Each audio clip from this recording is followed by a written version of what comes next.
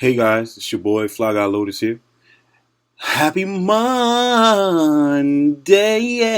yeah.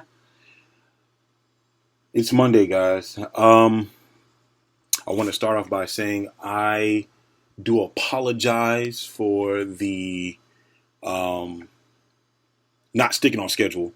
Um, there's a lot going on, um, you know, nationwide, I guess, and I've been helping my mom move, so it's been kind of hectic for me, um, and a lot of other people in general this week.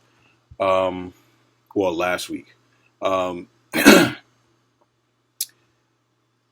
want to start off by saying, you know what, guys, it's getting pretty serious out here with this whole coronavirus, um, and I just want you guys to stay safe. Stay safe out there. There is ways you can help prevent um, any type of symptoms or catching it. Um, I would say by washing your hands, keeping your hands sanitized, no unnecessary contact with people, um, as well as use hot water and soap. It's the best form of keeping your hands clean. Uh, but it's getting pretty serious out here. Uh, just please, guys, just stay safe. Uh, I'm not going to go into any further details on it, other than it's once again it's getting pretty hectic, and the only thing that frustrates me, it probably frustrates a lot of us, is everybody buying up all the doggone tissue and all the napkins and all the bleach, and that's pretty freaking annoying. Like, I can't. Oh my god, it is aggravating. I had, to actually go across town just to get some Clorox to wash my shirts. That is out of hand, okay? I mean, it's serious, but it's not where you should be panicking buying tissue, toilet paper, and paper towels and depleting everything, as well as taking it all for yourself instead of be like, okay, you know what? I'm gonna grab about two of these and two of those and one of these and I'm good. No, I gotta buy as much as I can. And it's like, come on, like I feel like it's unnecessary as hell. But hey, to each his own. But I'm not gonna continue on about that, or about the situation at hand. Um, but yeah, once again, happy Monday. Um, this is Monday evening, and I hope you guys' Monday was good. And I know some of you guys were off today. Hopefully, I can be off for the rest of the week, but I don't know yet. You just never know. The people at this building, they haven't gotten their um, approval or disapproval of whether or not they're going to be able to open and close the building. So I'll keep the building open or close the building. So, just waiting on that. But I know a lot of you guys are off work. Hopefully, y'all still getting paid, because um, that'll be cool. Of course, that'll be cool. And just you know what? I know it's just been a crazy weekend. So hopefully Mondays today was good, was relaxing. You was able to chill. You might not be able to go everywhere you wanted to go, because a lot of people, a lot of places are closed due to this virus, or um, they're open for a short period of time, or you know your whole state or city is just completely shut down. So I hope you was able to go home and relax and get some sleep, because the older you get, the more you value your rest. So hopefully you was able to get that and get an extra day on your weekend.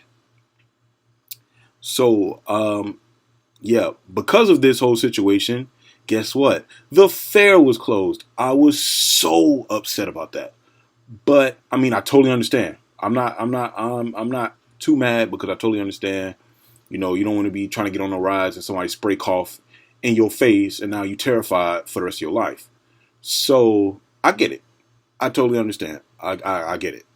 Um, so yeah, hopefully, I mean, I hope it just dies down to where I can go, or they keep it here longer. That'd be cool. But yeah, I mean, whatever, it's fine. To me, it's okay. Um, but yeah, you got a week ahead of us. We definitely have a week ahead of us, and hopefully, like I said, things get better. Uh, Last time I saw, there was only 100, 111,000 cases, and like worldwide. The last time I checked, worldwide, that's what it was, and they were able to treat and or quote unquote cure about 63,000 people. So that's a plus. You know what I'm saying? Like I always say, you always got to look at the positive side of the situations of situations in your life, because that's very important. And there's hope. We ain't hopeless. The world is not going to end, quote unquote, based on this, because like the good book says, you don't know the minute nor the hour. You just don't know. This did take us by storm. Don't get me wrong, but there's some hope. There is some kind of hope, and that's the good part about it. Uh, but yeah, going to the main topic here. Um, what was said in the last podcast was, I wanted to know what your guys's top athletes or most influential athletes in your life, that helped you out in your life, being either in sports or growing up playing sports. If you are currently that, as well. And I wanted to know, who were your top five athletes? Who were your top five guys or girls that you you were influenced by? Um, for me, I only played baseball my last 2 years of high school, and we was not that great, but we had a lot of fun. That's what mattered the most to me. We had a lot of fun. We were definitely not that great, like by far, but we had so much fun, and me and my baseball buddies, we got so many memories of just great times, and and you know majority of my life, all I did was martial arts anyway, prior to, playing in any type of team sports. Skateboarding and martial arts was my life. When it came to uh, actual playing, or doing any type of um, actual, like, sports. I mean, skateboarding was more of a hobby, but martial arts was definitely like my sport of choice for a while. And so for me, who my five people who influenced me in sports in general, uh, not in any order, not in any order. Uh, Definitely, first person on that list, Michael Jordan. I mean, it's Mike. First of all, it's Mike. It's Michael. It's Michael Jordan. Okay. Um, he just watching his highlights, watching, vaguely watching a few of his games um, in the late 90s.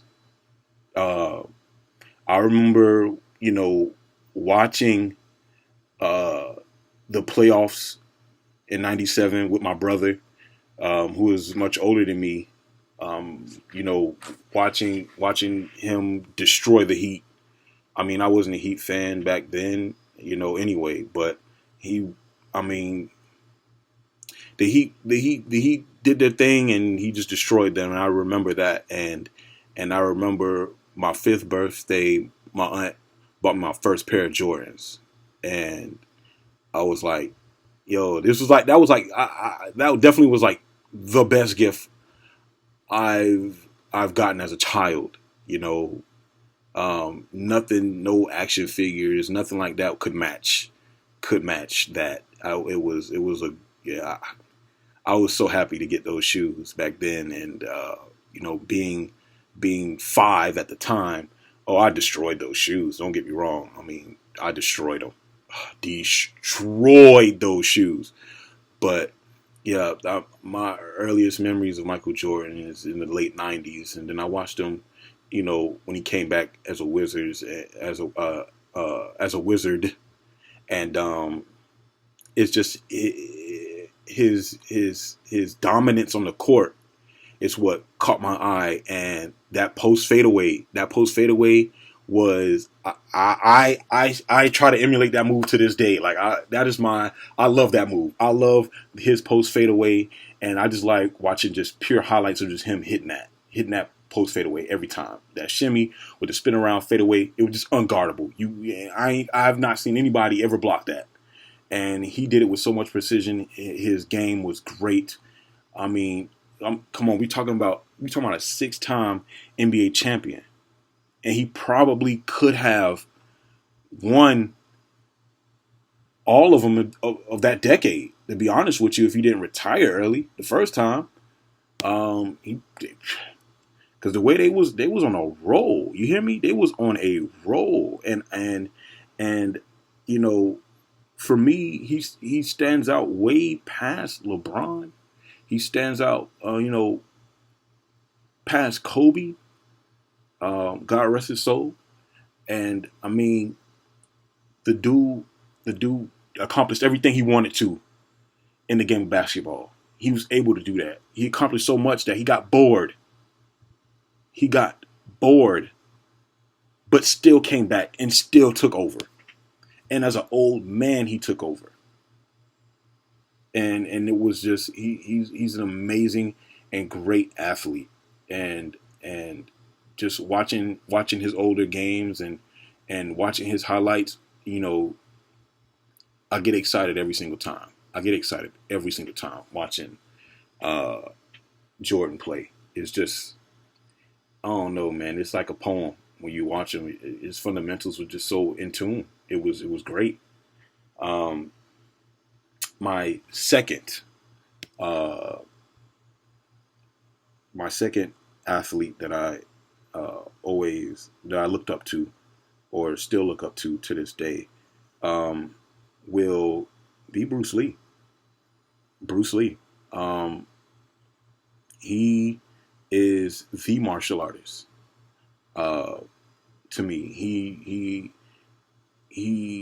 is the greatest martial artist I've ever seen. You know, when it comes to film, his films, I have every one of his films. I've watched them 800 times. Even watched him as Kato on the Green Hornet. And let me tell you something about this guy. This guy, he dedicated his life to his craft. Like most of the athletes, you know, the other four athletes I'm gonna be talking about, or you know, they all have mastered their craft. They put in so much time and effort, um, and dedicated themselves to what they were doing, and that's why they became great at what they were doing. And you know, watching him, you know, his seminars and his demonstrations, the dude was just so quick with his hands, the fastest hands I literally have ever seen. Even when it comes to boxing and MMA, like what y'all see of Bruce Lee, that is just a fraction of the speed that he actually threw his punches. and his kicks. Like it was, the dude was lightning. You know, the dude was lightning, and his filmography. You know, I am definitely a kung fu film buff, so you know his filmography and the way he directed his films. I mean, great for the era. I mean, definitely great for the era. I loved it. I loved it, and you know, I love watching him. I love watching his films. Like dedicated. Like my day can be terrible, and I can watch one of his films and be like, "Yo, my adrenaline is pumping right now. I just want to literally just punch somebody in the face, and I don't care if I win or lose at this point." And he did that for me. He did that for me, and you know, one other pivotal point that he had was for me that you know I grasped was his philosophy just on life and his book, The Tao Jeet Kune Do. I remember being in middle school and in high school with this brown book. I had an original copy of the Tao Jeet Kune Do from, I want to say it was, what year was that? Was that 1965? It was either 65 or 1970, something like that. But I had the original one. All the pages were yellow and everything. And I used to read that book in homeroom all the time. That was like my favorite book. It was great. I loved it. I loved all the philosophies and all of his ideas when it comes to the art of fighting. And it was just great. I loved it. I loved it. And he definitely will always be on my top 5 list of athletes. And I wish, you know, God rest his soul, I wish he was here to this day to see the evolution of martial arts in today's society. And I'm pretty sure no matter what age he was or would be at the time, I guarantee you he probably would have stepped in the octagon and showed off. I guarantee you he would have. And he probably would have did his thing, you know, being 60. You know, you never know. My third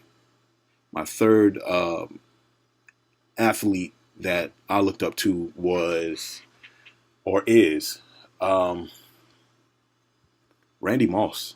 I mean, if you if you were a football kid, if you loved football back in the day, where you know in Carroll City, where every yard had a football in it, and we used to play street football all the time, and yo, Randy Moss was your guy.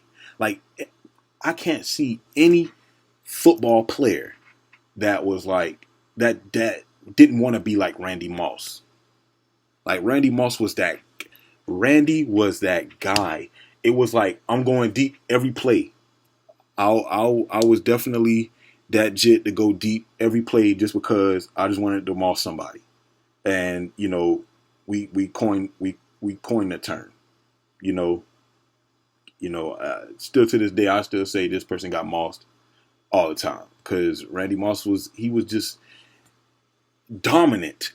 The dude would just all he had to do was just wave, and if it was Dante Culpepper, Thomas out there, whoever it was throwing that ball, no matter where he threw it, he was gonna get it, and you wasn't gonna stop him.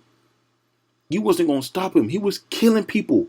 He was out there destroying people as a rookie and continued on to the end of his career. Like the dude was just so great. And you know, watching his latest documentary about him growing up in Rand, West Virginia, and you know the struggles that he dealt with, and him, you know, overcoming those struggles and everything like that just makes you appreciate him more, you know. And especially when I saw his his Hall of Fame speech, it really touched me because it was like, you know, these, you don't know how these people that we look up to, how they grew up and what they had to deal with and the challenges and the life struggles that they have gone through that to make them to put them in that position that they're in now, you know, and you just appreciate that person just that much more. And it's like, man, you went through a lot and you just on top right now, like you that guy, and I love Randy Moss. I love Randy Moss. That dude, he was one of my favorite. He was one of my favorite receivers. He definitely is one of my favorite receivers uh, of all time. And he just once again another dominant athlete, another guy who just dedicated himself to his craft and mastered it. I mean, completely mastered it. Um, my fourth, my fourth athlete is Mike Tyson. Iron Mike Tyson. I have never seen anybody just straight dish rag. I mean, completely just run a clinic on people in the ring like this dude. Mike Tyson was a monster in his time. I'm just shocked that people or that his opponents was not just totally just scared. Because it couldn't have been me. I couldn't have been in there about to fight 19, 20-year-old Mike Tyson. Because I kid you not, as soon as that bell would have rung, I would have just hopped off the ropes and just been like, yo, ain't no way. He won. I'm good. Because he was just, bro, he was finishing people off. No more than no more than 2 rounds. He was just killing them. And he was dominant, and he just had that swag, and he was just like, he was that guy. He was that guy, He ran into some trouble in the 90s, and it slowed him down, and, his career, was kind of, I don't want to say flat, but it was kind of, it wasn't the old Mike from the 80s. And watching his highlights, he just, I mean, throwing straight missile launchers at people, just straight destroying them. He was so quick and agile and just so pinpoint accurate. I mean, connecting on all hits. There was no chance for nobody. No chance. They had no chance. He was a force to be reckoned with. He was a force to be reckoned with. And watching his highlights and watching his fights, it was just like, bro, this dude. You just look at his opponents like he don't know what he about to get himself into. And Mike Tyson definitely is he has evolved. A lot of people didn't like his personality or how he was, and everybody's not perfect. Everybody is definitely not perfect at all, and he definitely is not. He's one of those people who definitely displayed that he was not perfect by far. But one thing I can say is that you can tell if you pay attention to him, you can tell that throughout the years he has gotten to a better place in his life. And I am a avid listener to his podcast, and he is a great humbled guy. Like, he still won't mess with him though. Still would not. I still wouldn't trigger that nigga. I would not trigger him whatsoever. But he's a very humble guy. He's a great dude. I would love to, just sit in or just sit down and talk to him and talk about his life and how it was for him back then and how it is now.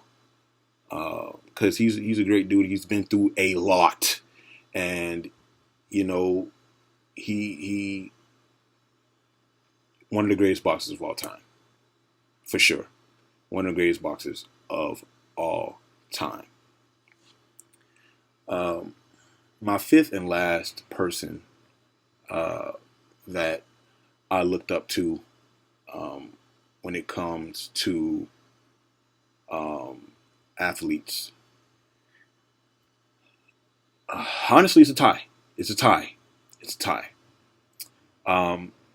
It's a tie between Randy Johnson, pitcher for the Mariners, and for the Diamondbacks, and Deion Sanders.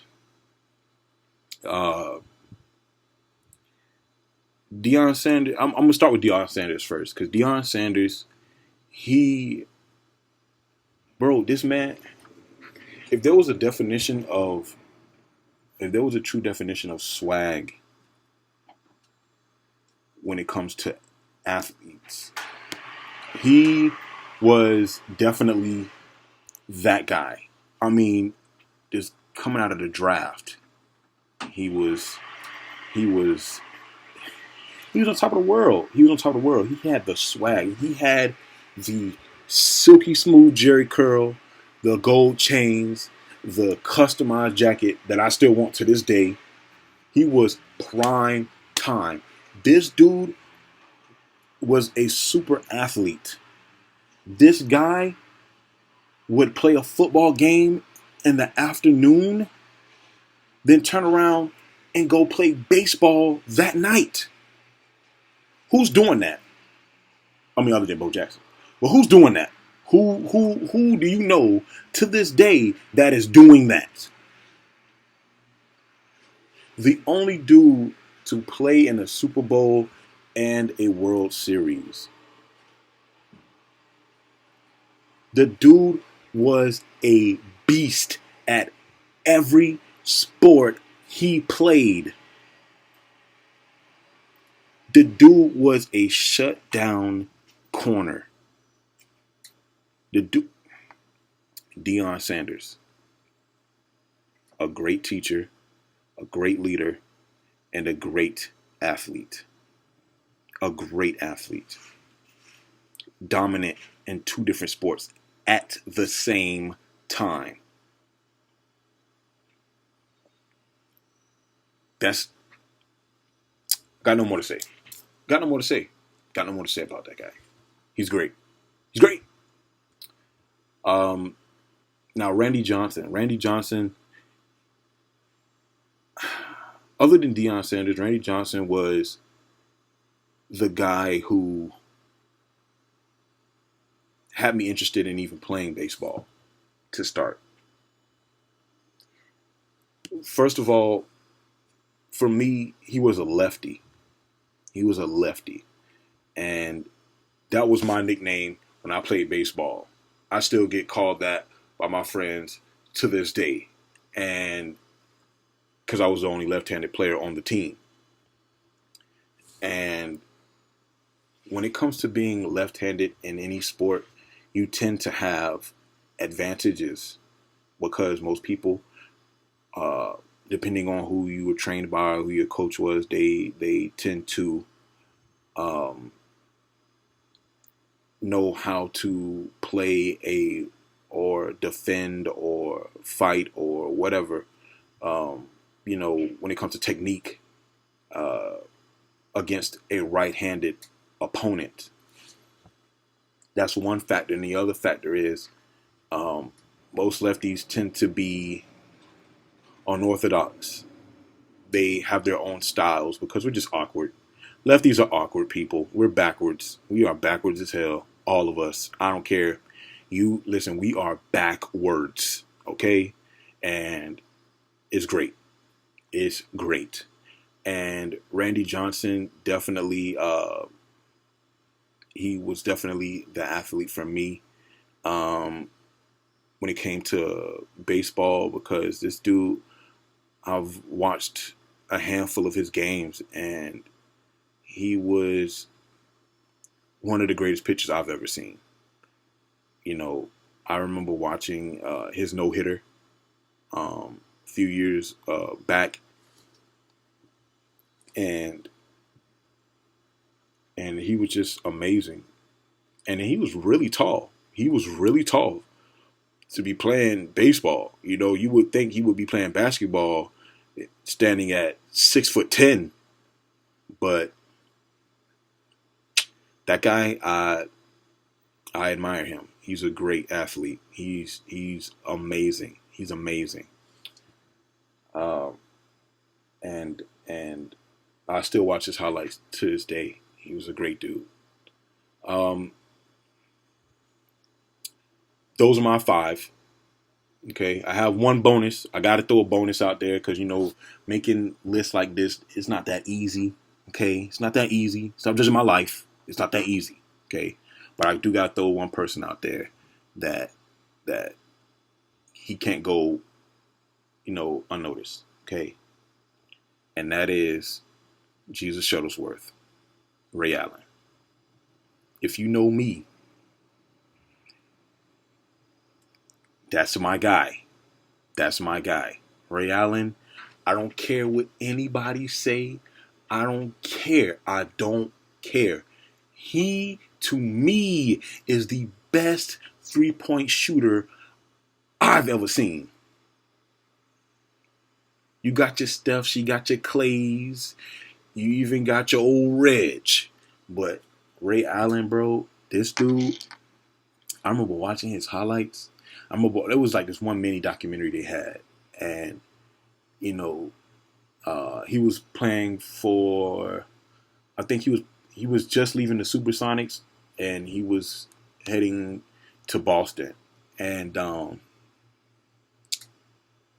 they were, you know, his teammates on both teams were talking about how dedicated he was to mastering his jump shot, and you know, specifically his three, and just his form, because his form is very pure and just accurate.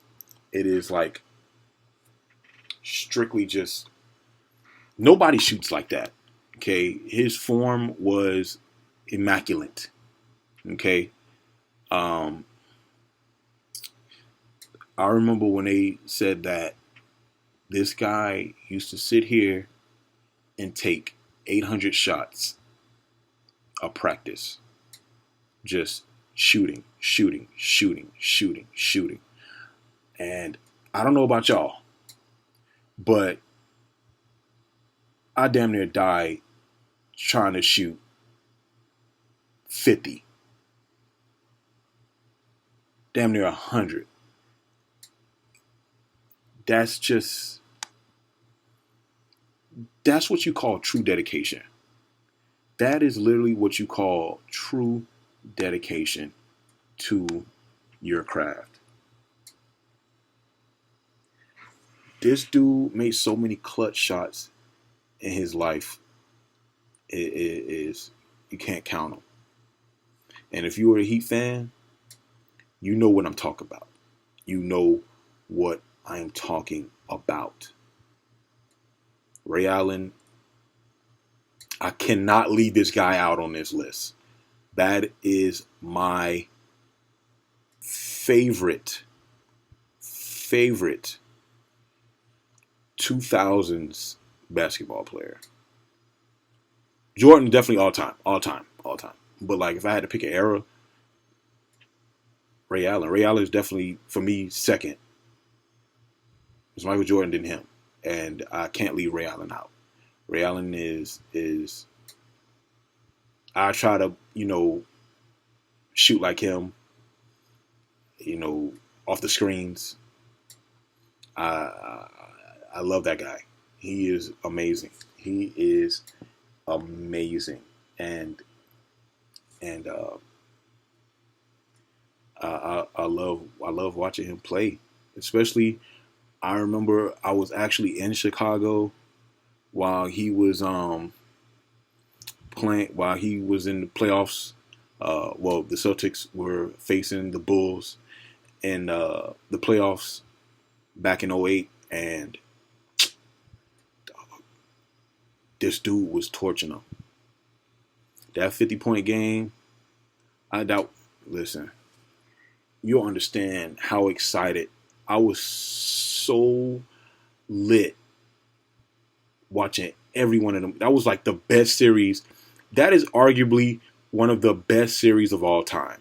Okay, arguably one of the best series of all time. One of the best, for sure, for sure. And that really solidified, you know, Ray Allen. For me, I was like, yo, that's that guy. I love that dude. Ray Allen is definitely, he's one of the greatest. I just can't wait for them to retire his jersey. I feel like they need to retire it in Miami and in Boston and in OKC because, you know, Supersonics relocated to OKC. So they definitely need to pay homage to that guy. Most definitely need to pay homage to that guy. Because if it, let's be real, if it was not for him, the Heat wouldn't have got that third ring. Okay? The Heat wouldn't have not gotten that third ring at all. They would have lost for sure. For sure. So they definitely need to pay homage to that dude. Definitely. But at the end of the day, that was my top 5, 6, 7. Okay. My initial top 5. And, you know, I had to add 2 more guys in there because they just mean a lot. I can't leave them out. But once again, guys, happy Monday. You know, I always leave you guys with something positive to continue your week on. And stay safe. Stay safe. You know, stay safe. And continue to love and support the people around you that care about you. Because, like I always love to say, you're not alone. There's always somebody here that cares about you. Always. I'm going to do my 3rd episode. I promise you, I'm going to do it on Friday. Okay, it's definitely going to be on Friday. I will definitely keep you posted on what the topic will be. I'm kind of in between the 2 topics. I might talk about both. I don't know yet. But one is going to be film related. Definitely probably going to do like a top 5 when it comes to film. And I want to know